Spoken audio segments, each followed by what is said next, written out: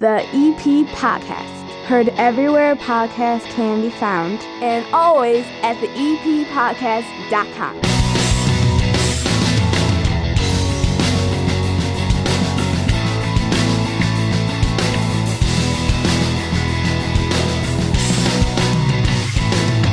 It is Football Friday Night Lights again this weekend, and Evergreen Park has homecoming, and the head coach of the Evergreen Park Mustangs, Jim Ramazinski, is down here with us again. How are you, Coach Ram? Very good. Thanks for having me. You had a big upset victory over Eisenhower. Big win, close win, 24-22. Tell me about it. It was a good game. 24-22 was the final.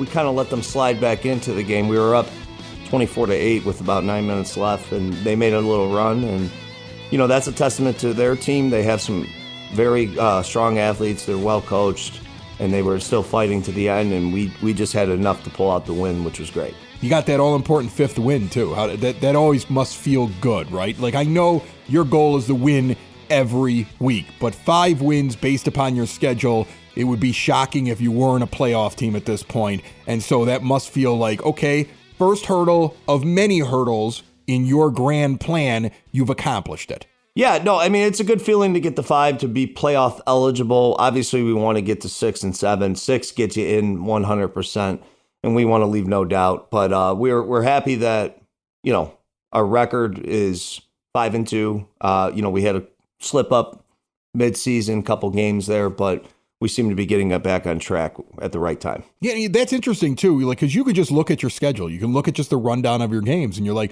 they're cruising along, and what happened for those 2 weeks? And you get that big blowout loss, and you have so many questions, too, right? Like, things have changed at the quarterback position, and now all of a sudden you're like, holy cow, is it going to get worse, or is it going to get better?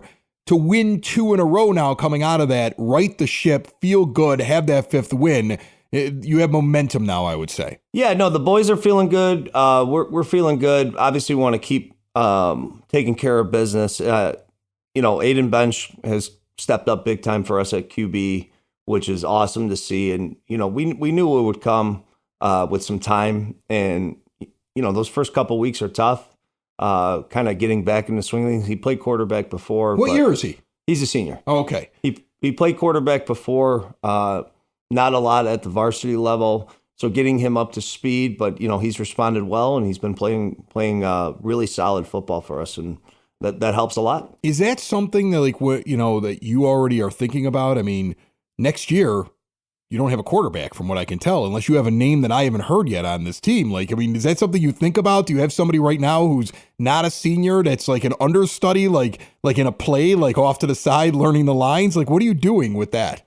I'll leave it at this. There's always a plan. It's not always the plan that comes to fruition. But right. We have some ideas for next year, but like any coach would say in this spot right here, we're just focused on 1 week at a time, keep getting the wins. You're not gonna shave down and pretend that you're 17 years old and go out and play, are you? No, no. I can't. I couldn't do it either. I'd get hurt. So I'd get hurt. I'd be in a wheelchair out there at the end of the game. So I cannot do that. What was the key to this game against Eisenhower? Like, what was working? Was it the run game, the pass game? Was it the defense shutting them down? It sounds like you had them for most of the game until the very end when they made a run. Yeah, so they have a pretty explosive offense, and we were fortunate enough to play well defensively. We were getting some stops. We also, we forced 4 turnovers, which was good. We had 3 interceptions. One of our linebackers, Jaden Pittman, had his first interception at the end of the first half, and then he had his second interception in the third quarter. So he had 2 interceptions. Jed Ajayi had another interception. And you talked about that last week, how hard it is to get interceptions. You were a DB's coach. Yeah. And your philosophy about how, you got to make sure that you're doing your job as a DB, and then the interceptions like the icing on the cake. To get 3 of them there, that's crazy. Yeah. We got 3. That's the second week in a row we got 3, which is good to see. We had opportunistic defense. Yeah, let's see, Jaden 2 interceptions, Jed 1 interception. Then we actually had a fumble recovery by Genesis Ward. So, that helps a lot. When you win the turnover game, when you're forcing 4 turnovers in a game, put us in the driver's seat to finish it off, which was good. Anybody else you want to mention before we move on to the thing? Like who stood out in this game? Well, our most consistent player has been Antonio Clay Jones. You bring him up every week. Running back. Yeah. I mean, he just kind of carries the load, and he does a great job of it. What year is he? He's a senior, but he had 100. I keep waiting for you to say like sophomore, and I'm like, yeah, we're set at that position forever. I'm nervous for you, Coach. Said a few sophomores last week when they got the interceptions, but Antonio had 107 yards rushing, touchdown. David Johnson, who's a junior. There you go. David Johnson will be on the team next year. Yeah, he had 51 rushing yards and a touchdown. And Aiden Bench was very efficient, throwing for 84 yards, a touchdown. Jed Ajayi caught one of his touchdown passes. So we had a lot of contributors. And then, that goes without saying, we had Alberto Arando, who's our sophomore kicker, and he also plays receiver and defensive back. He kicked a big field goal for us early in the game, which, obviously ended up being part of the difference. Yeah. 2-point win, you needed that. Yeah, he hits a field goal to go up 10-0. And, we end the half 10-8. Then we're up 24-8 in the fourth quarter. And that's when they made a little run, made it interesting. But again, the good thing is when you have a 2-touchdown lead going into the fourth quarter or the start of the fourth quarter, if there was another 5 minutes on the clock, you don't know how that game could have ended. But they ran out of time. We got the win. It was great. Yeah. So that's an interesting question there. You see this happen all the time. You saw what happened with the ridiculous decision. Did you see University of Miami? They got the clock, and all the guy has to do is kneel, and they don't call for the kneel, and they run, and there's a fumble, and then the other team comes back and it goes 75 yards in a couple of seconds and scores and walks it off on them, right? And teams can panic when all of a sudden at the very end a team is making a run. What do you preach to your team? Because you always hear like, well, the other team went into a prevent and they did it too soon, or they played too soft because they figured they had too big of a lead, or do you basically try to keep them on the same path until the end of the game? Or is it one of those things where you see that happening and you got to call them over to the side and be like, hey guys, we still have a lead here. Just keep playing smart football and don't make mistakes, because that's the only thing that gets them the win here. Yeah, I mean, we have, just like a lot of coaches say it, but we talk about it every day. Like, we just have to focus on the next play. So when mistakes happen, we just got to make the next play. And, we were making mistakes at the end of the game. They were getting some yards. They got a couple touchdowns. They got one really big play on us, or actually two, 30-yard plus plays on us, which when they're getting chunks like that, they're a pretty high-powered offense. They're gonna put it in eventually. We just, our defense, they did have a chance to make another run at the end of the game. They got the ball back with, I want to say, about 3 minutes left, and it's, 24-22. Our defense gets a big stop on that last series for them. We come back on offense, we get a first down, and the game's over. Yeah. So, it just, they settled in at the right time to make that final stop. Obviously, we would have liked it to have been not as close. Well, I mean, you're on the road, too, and Yeah. I would imagine the crowd starts to get, excited because they're like, here we go, we're about to watch something incredible. Our team's going to come back, so now you got a buzz, and you probably get a little bit of extra pressure there, and you got to stay calm at the end. Yeah, it was a really exciting game. It was a well-played game by both teams. That fourth quarter, things happen, and they were stepping up. Eisenhower they were stepping up, making plays, and we were struggling in that fourth quarter, but we had enough to get it done at the end.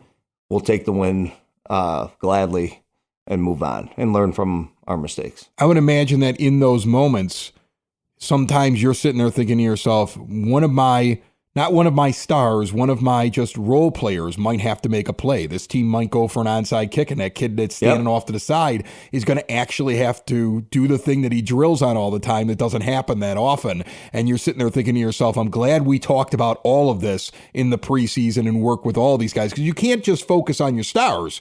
Because in those moments, you need everybody ready to go. Yeah, and we brought our hands team out there a couple times throughout this game. They weren't able to get an onside kick successfully. Our guys stepped up, and then those are the little things that when you practice it, sometimes you're like, how often am I going to use this? Is it? But when you need it, you better have it in your bag and it better be good. Yeah. Because, we were in a situation where there was a couple onside kicks over the past few weeks, and we've been fortunate to recover. And, like you say, like it's not always your stars that step up.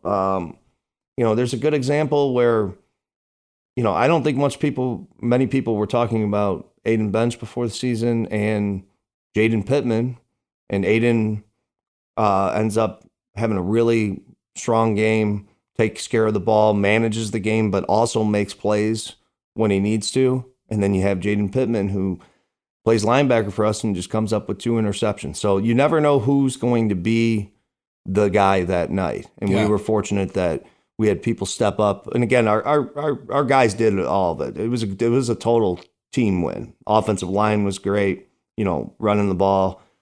Defensive line, linebackers, DBs, just playing really solid team defense, especially early on. Stopping the guys that they have with a lot of speed and a lot of talent. And, we were very happy. But yeah, again, when we watched the film together with the kids, like, we're talking about, hey, think about, though, if we did this for all 4 quarters. Right. Like, now we're not in a position where we're sweating at the end. So that's what we're hoping to kind of get to that level where we're just playing consistent the whole game. Coach Ram, this episode and every episode of the EP podcast brought to you proudly by the First National Bank of Evergreen Park, a local community bank that has all kinds of ways to keep your money in your pocket. No overdraft charges. Every ATM is free. It doesn't matter what the charge is, they're going to put the money back in. If you're a small business owner, they now have a business savings special. Open up a new business savings account, get 4% annual percentage yield for the first 12 months with qualifying activities. Stop in and see them today in that iconic building at 95th and Pulaski, the First National Bank of Evergreen Park, member FDIC. Let's take a look at this week's opponent now.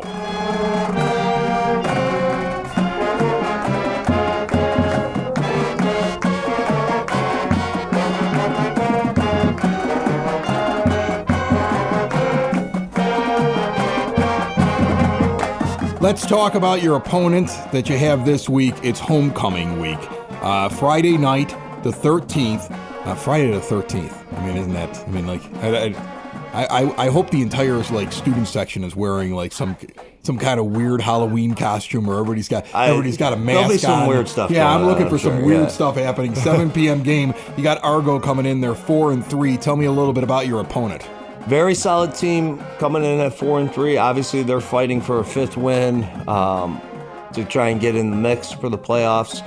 Tough team. They got tough running back, tough defense, and it'll be a battle. I mean, they're a team that you cannot take lightly, and that's one thing that we've been trying to talk about all week so far. Is, hey, great win, that was fun, but this is what it is. You have to keep going now. Yeah. The season's not over. And, our boys have responded well at practice. And, as long as we continue to practice hard, practice well, work together, it'll be a good game on Friday night. Tell me a little bit about the distractions and the way that you have to keep your guys on point this week, because homecoming's a different animal, isn't it? It's my first year there, so I don't know every in and out of homecoming at Evergreen. I will tell you this, we talk about it every day. You got to avoid distractions. You got to be focused. And, inevitably, homecoming's a celebration. So I'm not the guy who is like the super anti-homecoming week, because I think it's fun for the kids. It's fun for the community. It's fun for the staff. It's got to be a little fun for you at some point too, right? I mean, especially if you get the win on homecoming, you get your 6th win on homecoming, and then, you're probably like, all right, the coaches are going out. Like, I mean, I'm sure it's a celebration afterwards if you win this one this week, and it's a little bit more special because it's the 6th win of the year and it's on your homecoming. Yeah, I mean, you want to win your homecoming every year, and you know this, and I'm sure a lot of people do. I live here. My kids will be going there, and I like to see the excitement at the school for this week. But at the same time, it's not just part of being a football team; it's part of life. You have to understand what the priorities are. You have to harness the energy in a correct way.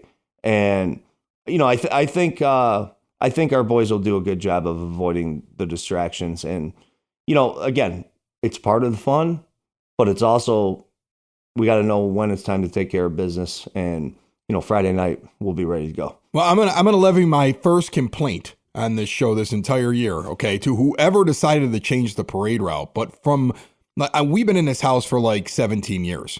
And when my teenagers were little, when the homecoming parade came down 99th Street, because we're right on it, that was an event. And now it doesn't over the last couple of years. So bring it back over to 99th Street. Okay. That's all I'm saying. Get it. I know it's not your call. Bring it back over to 99th Street. Block a little bit of traffic. I don't like these people that cut through Evergreen Park anyway on 99th. So anything you could do to inconvenience people from Chicago or Oak Lawn that cut through and blow every stop sign by running a parade down 99th, I'm all for it, Coach. Yeah, I'm not on the parade route committee, and I don't even know what the parade route is. Because, again, I could play. I figure they're listening, though. Because I know that it used to be on it all the time, and it seems like it's not always going all the way down 99th. Maybe it is this year. I don't know where they're at. But there's been a couple years where it isn't. And I'm all for jamming up 99th Street for the people that aren't locals. I want to make it hard on them. I'll tell them to listen to the podcast. I'm sure they're listening. Yeah. And, I mean, I'm the wrong guy to ask. You told them that guy in his basement with the microphone's angry. Yeah. They're not going to care.